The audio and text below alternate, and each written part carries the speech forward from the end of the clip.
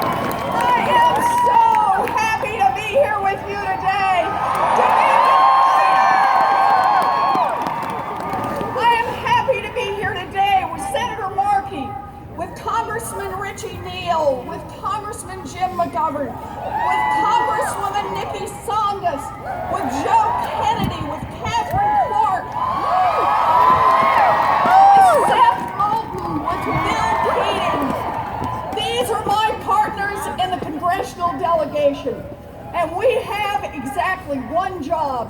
We go to Washington to fight for you.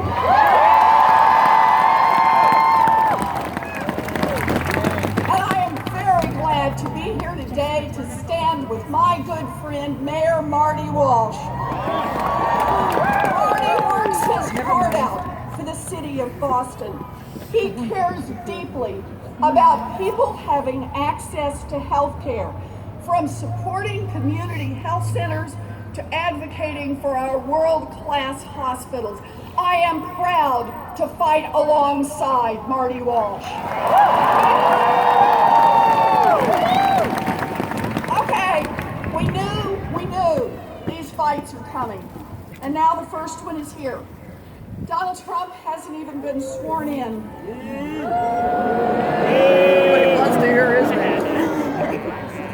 But he and his Republican allies are already trying to ram through repeal of the Affordable Care Act.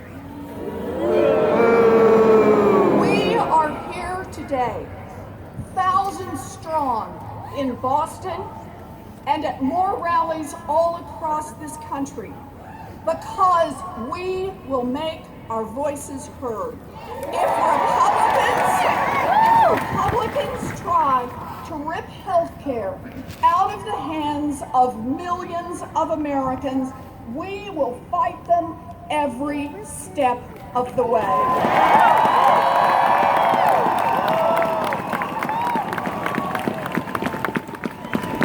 For 8 years, Republicans in Congress have complained about health care in America. They have blamed everything in the world on President Obama. They've whined, they've called names, but there's one thing they never did, and that was lift a single finger to try to make health care better in America. Okay, guys, so now they are in charge, and they have no health care plan. So what do the Republicans want to do? They want to repeal and run away. That's right, repeal and run. You know what I think? I think repeal and run is for cowards.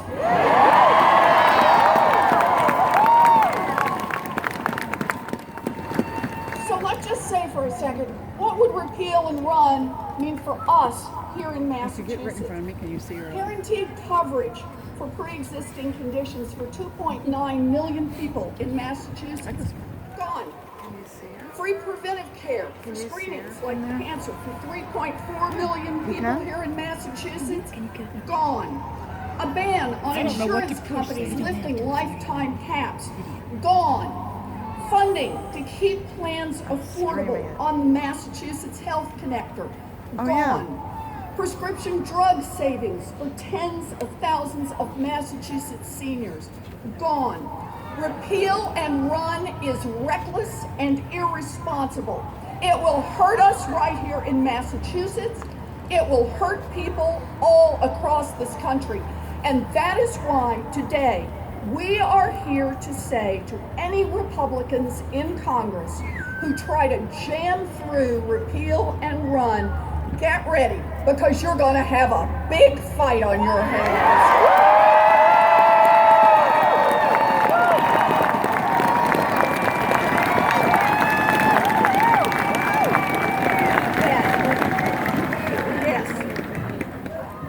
Healthcare is about our values, and we fight for what we believe in. We believe that insurance companies should not be allowed to refuse coverage to people with cancer and heart disease and other pre-existing conditions, and we will fight for it. Yes. We believe that women shouldn't have to pay more for health care than men, and we believe that young people ought to be able to stay on their parents' insurance plans, and we will fight for it. And we believe that access to preventive care makes our families, our communities, and our country healthier, and we will fight for it. And we believe that seniors living on Social Security and on Medicare should be able If you got to it on, I'll afford hold the it up for you. prescription drugs I'm they streaming need, it. and we will fight for it. I can't see it And now. let me just put it all together. We believe that every American deserves quality, affordable health care, and we will fight for it.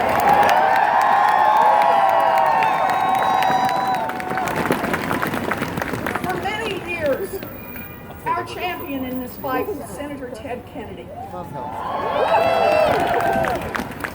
And in 2006, he stood right here in this building, as the Massachusetts health reform was signed into law. And then at the 2008 Democratic National Convention, he declared his hope that this nation would finally, once and for all, guarantee every American decent, quality health care as a fundamental right and not a privilege.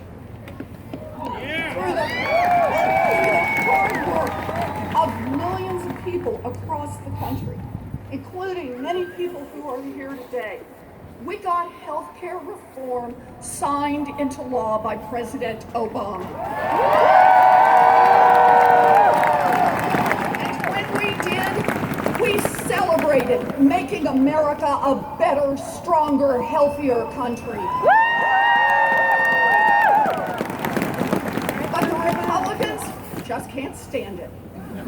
They are determined to fight back, to take away what we have built. Senator Kennedy knew this wouldn't be easy, but he said, we can't afford to wait and we can't afford to fail. Well, I have news for Donald Trump and the Republican Party. We will not wait, we will not fail. We will fight and we will protect health care for all of America.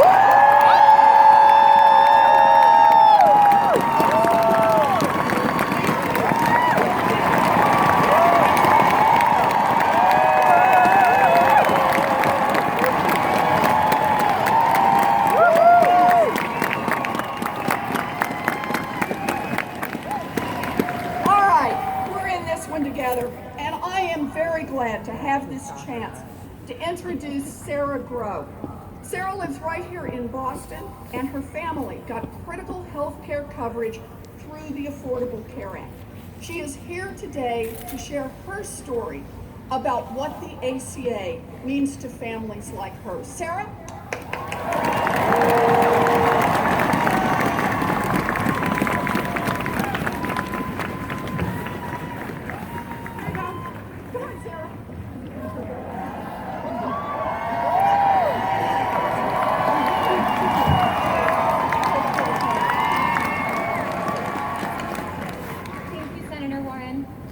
I am so grateful to have the opportunity today to tell you all about the most amazing person I have ever known, my mom.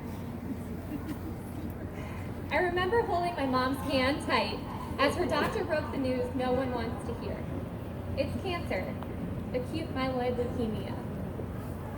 A tear fell down her cheek, and with the strength and resolve I'd known for 24 years, she said, "Okay, tell me how we fight it." The statistics were bleak. Her doctors moved quickly, and in the days that followed, the course of treatment and the numbers washed over us. A 16% survival chance, a stem cell transplant, rounds of chemo, blood transfusions, insurance paperwork. My mom, being the incredible woman she is, tried to normalize and downplay everything. We decorated her hospital room with quotes. We tried to make it feel like home. Her hairdresser came in and cut out the long hair she'd been growing off to donate to cancer patients. She talked about how she'd always wondered what it must be like to be bald.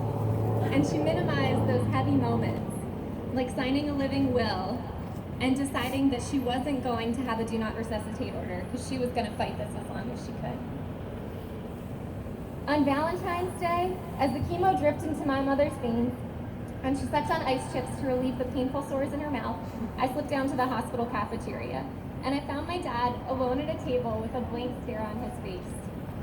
I could tell from the papers spread out in front of him that he didn't really want to talk. But slowly the details rolled out. Barely weeks into her course of treatment, barely halfway through her first round of chemo, my mom's insurance was gone. It was maxing out. Cashing out retirement accounts, selling their house, mortgaging their business they'd built together, that would only go so far. The insurance just wasn't enough. And having been so fortunate to avoid any chronic health issues up until that point, none of us had any idea. My parents owned their own small business, and I was well aware that it took some scrappiness and creativity to make ends meet. But things had always seemed to work out okay. They were so proud of their working class roots and the way that they had each been the first in their family to go to college, cobbling together degrees, going to community colleges, on to state schools, working full-time throughout. They built up a family and a successful business together. I stumbled anxiously as I tried to comfort my dad, but the truth was I had no idea what we were up against. I stuttered, "Okay, so this will work out, right? You always say we have to save and this is why, so when we have a moment like this, it'll be okay, right, Dad?" I knew so little at this point about how healthcare actually worked in this country. As we sat in silence, I flashed back to my dad dropping me off at soccer practice in his beat-up, rusty, old brown Hyundai Elantra. I was so embarrassed at the time, but as I grew older, I realized that that was just one of the many quiet trade-offs my parents had made to give me every opportunity in the world and make sure that I never felt limited. This wasn't going to be as straightforward.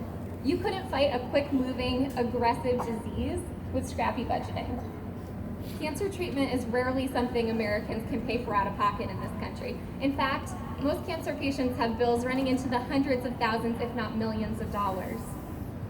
Now, if the year had been 2008, 2005, 1995, you pick, that would have been it.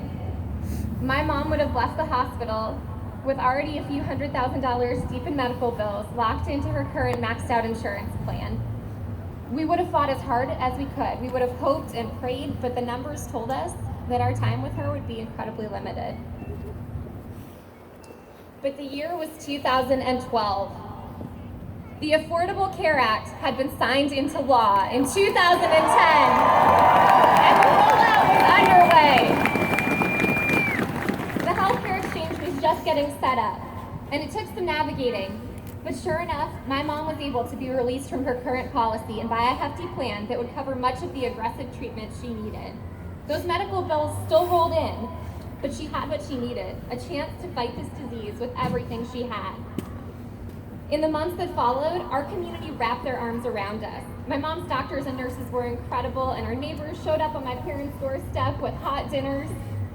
When it proved hard to find my mom a stem cell donor, folks came out from all aspects of our life. Co-workers, neighbors, friends, my entire soccer team from Lesley University.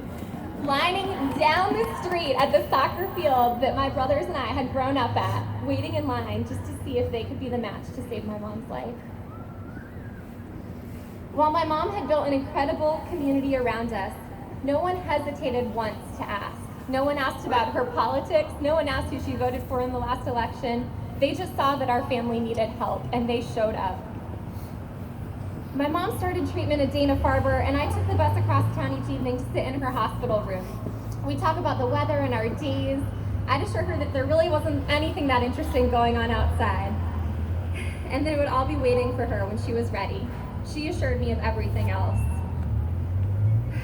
My mom is closely monitored by a team of doctors, and I hope and pray that her health challenges are behind her. But it's essential that whatever comes her way, she is covered. Regardless of how much pain she was in on any given day, on days when her skin was on fire, her stomach was empty, and her white cell counts were low, she was just incredible.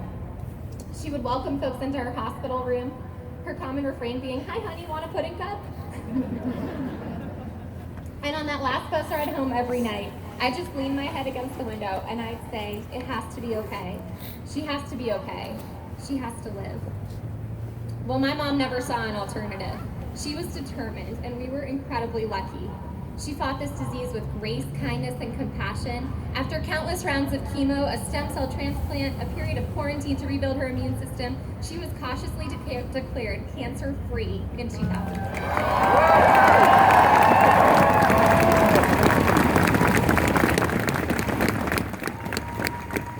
For a family like mine that's faced the stark chance of losing someone we love so dearly, we know that every day counts.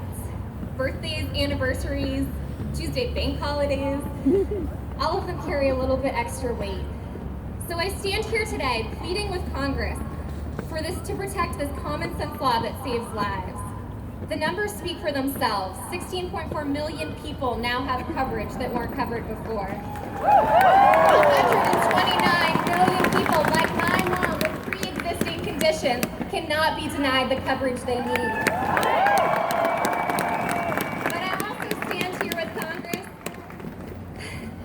That they understand what it felt like to wake up on my wedding day last year.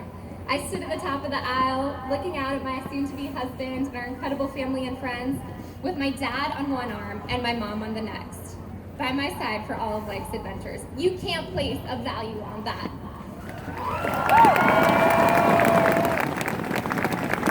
Now, every time I hear commentators or elected officials say that they want to destroy the Affordable Care Act, a law that's working for so many Americans, I hear them say that people like my mom don't deserve a chance to fight for their lives. That's just unacceptable. That flies in the face of everything this incredible nation stands for. It's not an overstatement to say that the actions Congress takes on the Affordable Care Act will decide whether or not our neighbors, brothers, sisters, husbands, wives, and friends have the health care they need in life and death circumstances. The America that I know and love is a kind and compassionate community, characterized by my mom's warm resolve, by my dad's scrappiness, by the neighbors who had little to give but showed up with those casserole dishes every night. There is so much work to do in our communities to strengthen pathways to opportunity for folks. Instead of tearing apart an effective law that is saving lives, we need Congress to join our champions like Senator Markey and Senator Warren and the entire Massachusetts delegation to fight to protect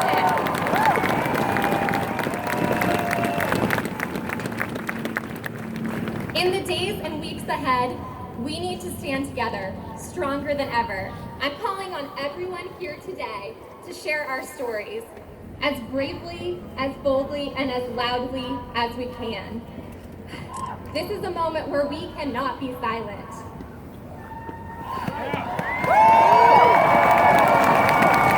The Affordable Care Act is working for millions of Americans. Our future depends on it. Our neighbors' lives depend on it. My mom's life depends on it. Thank you.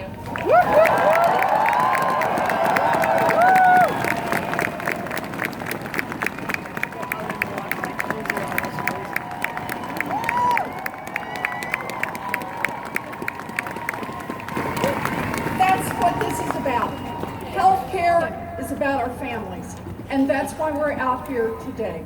We are going to fight to keep health care available to everyone in this country. That is our job. Thank you.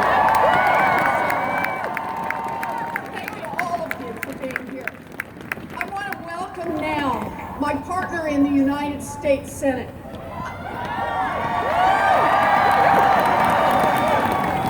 a man who was part of the team that passed the Affordable Care Act, and a man who has dedicated his life to dealing with the opioid addiction problem that we have across this country.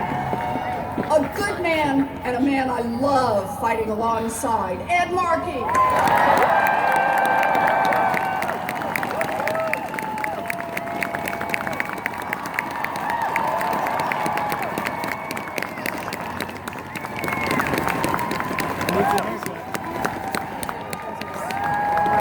Ladies and gentlemen, to my great friend and partner Elizabeth Warren for that great introduction. Elizabeth is our nation's #1 working class warrior. Believe me, when Elizabeth heads for the microphone on the Senate floor to fight for the middle class, blue collar, poor families in our country, our Republican members go back to their offices to hide because they know Elizabeth is battling for them. And we're here in the city that has the greatest mayor in America, Marty Walsh, so it's so great to be here with him. And thank you to the greatest delegation in the United States Congress, our Dean Richie Neal, Jim McGovern, Nikki Saunders, Bill Keating, Joe Kennedy, Catherine Clark, and Seth Moulton.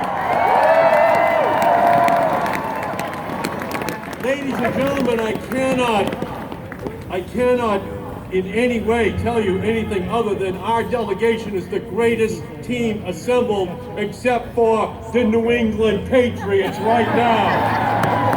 As a delegation, I can assure you that we are insistent, consistent, and persistent in leading the charge to fight against the Republican attempt to eliminate the Affordable Care Act in America. And I am so proud to be here this afternoon at historic Faneuil Hall, this cradle of liberty, this home to the great debates of our American history, because this fight for the Affordable Care Act is the greatest debate of our time. It was here at Faneuil Hall that Republican Governor Mitt Romney and Democratic Senator Ted Kennedy signed into law the Massachusetts Health Care Reform that ultimately reformed the Affordable Care Act for the entire country.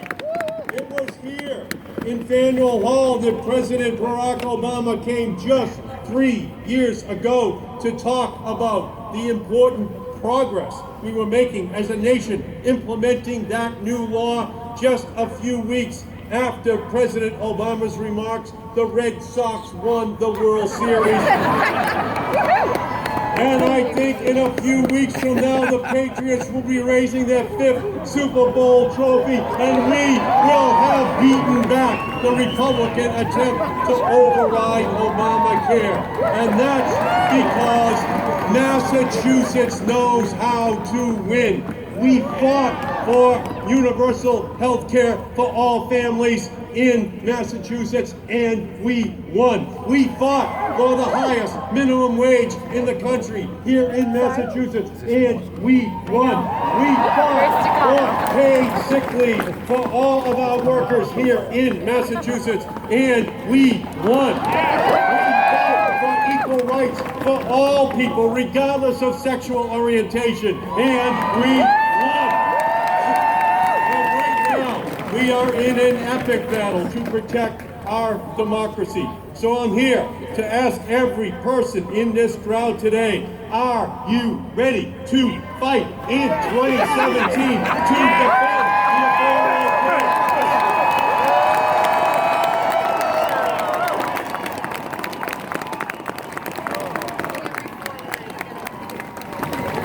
Are you ready to fight for every American to have quality, affordable health care? The results here in Massachusetts have been indisputable. Our plan is the blueprint. 98% of all adults, 98% of all children in Massachusetts are covered. Healthcare reform in this state is a resounding success. And that is because we believe what the great Teddy Kennedy believed, that healthcare is a right and not a privilege. That healthcare is the solid foundation for our entire state to build their lives upon. It is the most important vote I have ever cast in my career in Washington. That is the promise for all Americans. And they were made that promise, and we must keep it. Tomorrow, we celebrate the life and the legacy of the great Dr. Martin Luther King. 50 years ago, Dr. King said, of all of the forms of inequality, injustice in healthcare is the most shocking and the most inhumane. Dr. King had a dream for universal, affordable healthcare. Unfortunately, Donald Trump and the Republicans in Congress also have a dream. They have a dream that one day insurance companies will be back in charge of our healthcare decisions. They have a dream that one day we will pay more for prescription drugs and birth control so they can line the pockets of their big pharma cronies. They have a dream that one day there will be no Medicare or Medicaid and no Patient's Bill of Rights. Donald Trump and his Republican allies don't want the dream of Dr. King to be realized. They want to see it be crushed. They want the rich to get richer, the poor to get sicker. They want to give tax breaks to the wealthiest, while the middle class, the working class and the poor get robbed of their health care. That's what this is all about. They will do everything they can to ensure that we live in an unhealthy and unequal society. But we won't let them. We are not just any state. We are Massachusetts. Massachusetts will not sit on the sidelines as the future of our democracy hangs in the balance. This, right here, this is where the American Revolution began.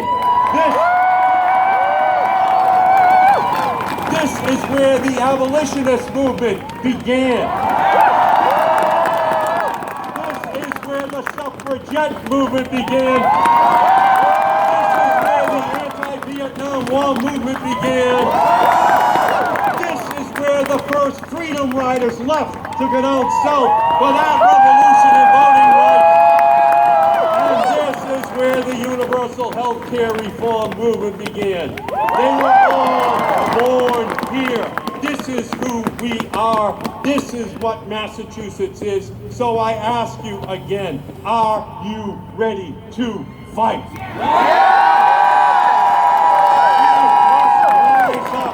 So when Republicans say repeal and replace, we say resist and reclaim for all Americans. And resist this immoral and inhumane effort to destroy the Affordable Care Act? Are you ready to reclaim the fundamental right to health care? Will you fight for the millions of students and young people who will lose coverage, who are struggling to pay back their student loans while looking for a job? Will you fight for the cancer patients, the diabetes patients, the heart disease patients that need protection because of pre-existing conditions? Reproductive freedom and to protect Planned Parenthood. Will you fight for clean air, clean water? Will you fight to ensure Donald Trump does not turn the EPA into every polluter's ally? Will you fight for the 1.6 million Americans with substance abuse disorders? They don't need Donald Trump's tweets. They need treatment for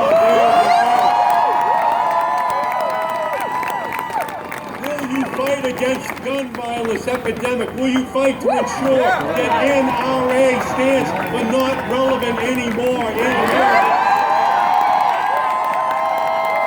Will you fight for our seniors who sacrificed so much to build this great country? Will you fight to ensure that we deliver the promise for the seniors in our country that they will have Medicare?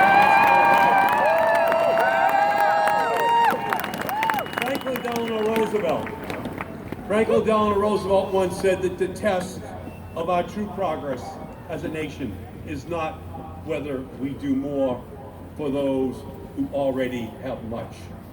It is whether we do enough for those who have too little. That is what it is hard. The Obamacare, the Affordable Care Act is all about. It is to help those who had too little health care protections for their families. So every day, moving forward, let us build a new movement of resistance for those who have too little. And let us be guided by the principles and values of our Commonwealth, our nation, our history. Justice, liberty, equality for all races, all creeds, all colors, all faiths, all origins. That is who we are. It begins here in Boston. In 2023. Let's fight for Washington.